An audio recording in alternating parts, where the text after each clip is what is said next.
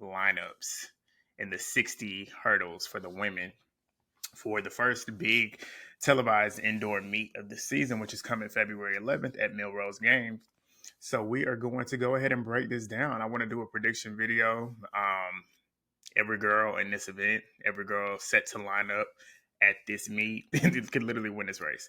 So we're going to break that down. But before we get into this, let's go ahead and thumbs up the video, drop your comments, your predictions on what you think is going to happen. And yeah, we're going to break down these runners individually, and we're going to give a prediction on what we think is going to happen February 11th. So let's go. We got the reigning world champion from Jamaica, Danielle Williams. Danielle Williams, she is a threat. If you've watched her outside in the 100 hurdles, you know Danielle's best part of her race is her start. And indoors, that's really what it is. It's really built off of your start, how you really get out over those first 3 hurdles can really dictate who's going to win the race. And she is consistent when it comes to her start, getting out. She's got a lot of momentum coming into this. I don't think she ran indoors last season, and I can't remember the last time she did run indoors, but she's a threat coming in as essentially the favorite because she is the outdoor world champion. And like I said, her start it speaks for itself. So she's one of those runners that you're going to be really expecting to come out here and really put it down and probably put down a good time. But like I said, this lineup is so deep that I'm going to make a big prediction. I think they could challenge that world indoor record for the 60 hurdles because a lot of these girls are super duper close to getting there. So yeah, Danielle Williams, big heavy hitter. She's going to be one to watch, even though all of these girls are one to watch. But we're going to move next to Devin Charlton. Devin Charlton, she is from the Bahamas. She also is a very, very strong runner indoors. She's good outdoors as well. She makes world championship teams. She makes world finals. The last 2, I want to say, consistently she's been in the final. Last year outdoors, she was 4th. She was just 1 place off of getting a medal. She's a beast indoors. And like Danielle, she puts together a good race. She could challenge that win. So next we got Nia Ali. Nia Ali, I don't remember the last time she's run indoors. A lot of her seasons here recently, she's just strictly been outdoors, focused strictly on outdoors. Nia had a very, very good season last season. She put up her personal best outdoors. She's the USA outdoor 100 meter reigning champion. So she's got a lot of momentum coming into this season. Like I said, it's an Olympic year. A lot of these girls are going to come here the entire season. And I feel like a lot of these girls are lined up to run indoors to get and build momentum going into outdoors because it is an Olympic year. A couple of these girls we didn't see running indoors last season. So Nia is one of those. We didn't see her running indoors last season. So it's going to be interesting to see how she comes out here this time. She's a threat. She's a veteran. She knows how to run. She knows how to run rounds. She knows how to pace certain races and knows how to do what she needs to do and focus on what she needs to do. Granted, the World Championships didn't go her way, didn't go the way she planned because the final, she ended up hitting a couple hurdles. I want to say she finished last, if I remember correctly. So it's going to be interesting to see how she performs indoors. Next, we got Keni Harrison. Keni Harrison has been on a tear the last couple years since she made that coaching change. She's been super consistent. She hasn't really been hitting hurdles the last 2 years. Bobby Kersey has gotten her conditioned, gotten her to the point where she is just consistently running clean races, running fast times. World Championships, she almost came close to her own personal record outdoors, which is 12.2. She's fast. Keni is fast. Keni is consistent. Keni has not run indoors. I don't think she ran indoors at all last season. She didn't. I don't think she did. So it's going to be very interesting to see how she is indoors. Keni also, she gets a good start. If she gets a good start and does not hit any hurdles, she could get there because she's the type to build speed coming to the end. So I'm excited to see what Keni's going to do. Next, we got my own personal favorite. This is my dog. I love me some Alaysha Johnson. Alaysha Johnson, she is also a threat outdoors for sure. Her coming off the last 3 hurdles outdoors, she's one of the best in the business to come off of those last hurdles coming into the line because she'll run anybody down. But Alaysha, she has a lot that she's trying to get and a lot of that she's trying to do differently this season Because last season she fixed a lot of stuff indoors. Alaysha, typically her start, if you look at her race, her start is the only part of her race that really needed improvement, and she showed that she's gotten that done. Like last season, she went on a tear indoors, went out to Europe for like 2-3 weeks and was whooping them girls every single race she lined up for. So she's fixed what she needed to fix. And it's going to be even more exciting to watch her this season because she missed out on that outdoor team that she made the year before, and she made the world indoor team that same year as well. So she's looking to do that again. She's the current reigning indoor U.S. champion. She's got a lot of things that she's coming for. She's hungry.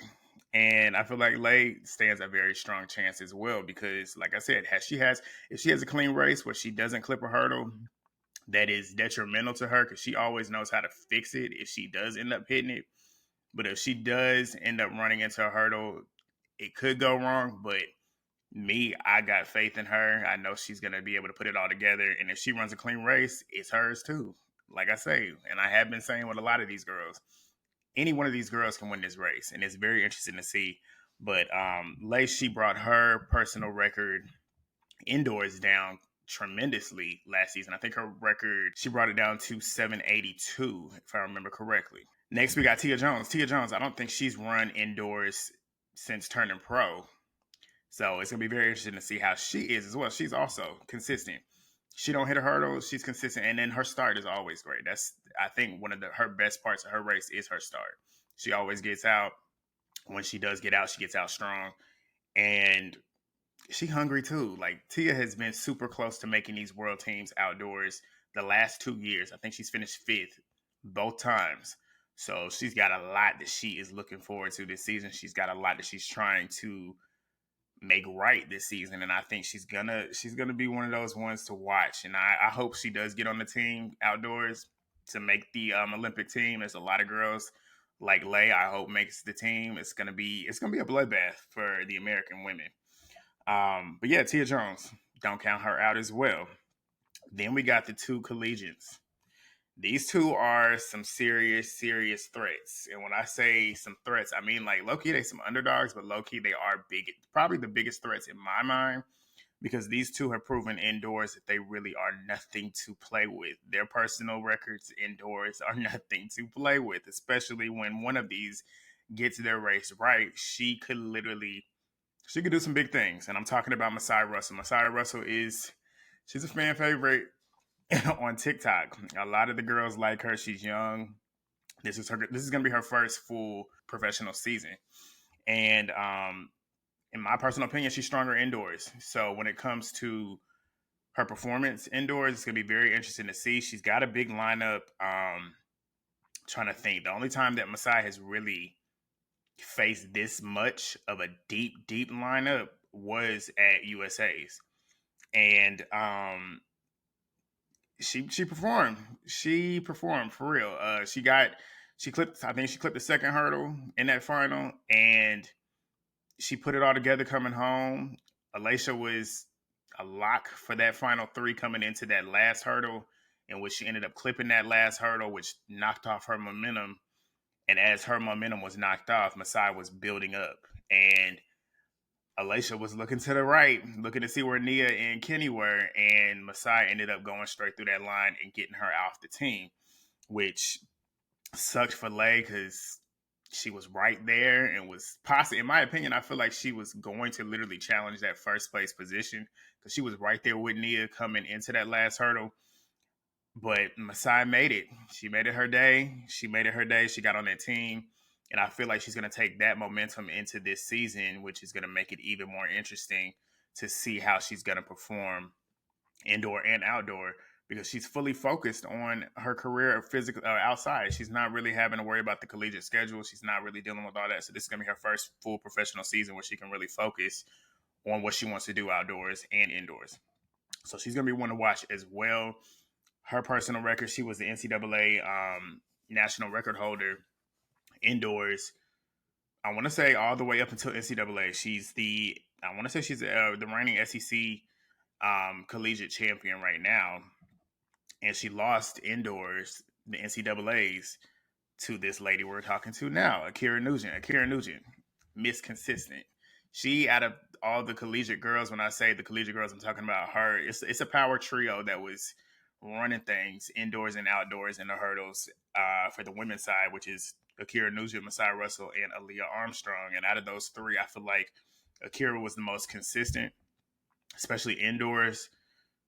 Her technique, she's got immaculate technique going over those hurdles. She puts it together the best. I feel like out of those three, when it comes to championship races, she's focused. She's game on. She knows what she want to do. She makes sure to execute the race that she's the way she wants to do it. And she typically does not end up making any errors when it comes to those championship races when it matters. So, and I believe now she holds that indoor collegiate record because I feel like when she won the NCAAs, if I remember correctly, she took that record from Masai, which made her win that race, and she's now the reigning NCAA indoor champion as well as outdoor. So, like I said, this is a deep race going into Millrose Games.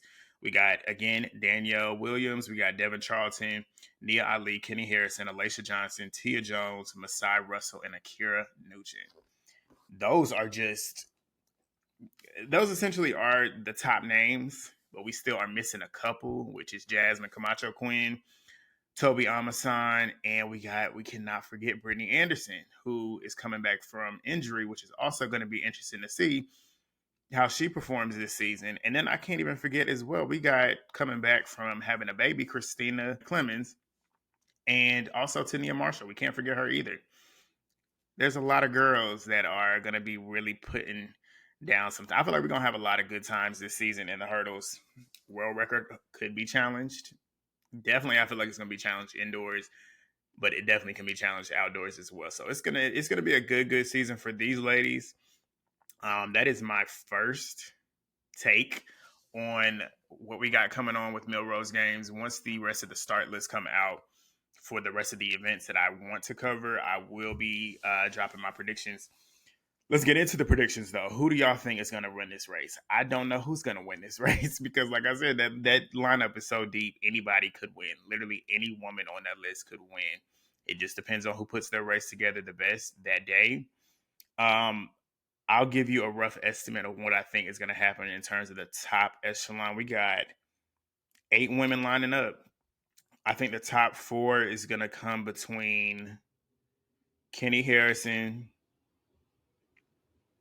Danielle Williams,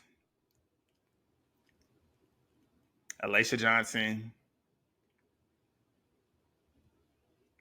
Masai Russell, and Akira Nugent. I feel like that's going to be the top 5, honestly. And it's interchangeable. I don't know who's going to place where, but I feel like those 5 are probably going to make up the top 5. But the other ones that I didn't name, Devin Charlton, Nia Ali, Tia Jones, they also could literally slide in there. So it's a deep race. Y'all let me know what y'all think. Y'all let me know who y'all think are going to win and possibly win. If you want to do placements, drop it down in the comments as well. But I will be back. I will be back to cover the rest of this.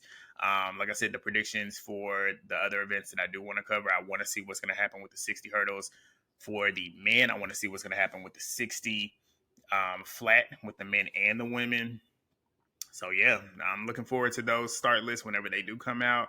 And I'm looking forward to the meet whenever it happens. This is going to be the first of many. This is going to be a series that I'm going to do heading into the Olympics, post-Olympics. We're going to definitely continue to do track coverage. And yeah, that's all I got for y'all today. Please thumbs up the video, drop your comments down below, and I will see y'all next time. Peace.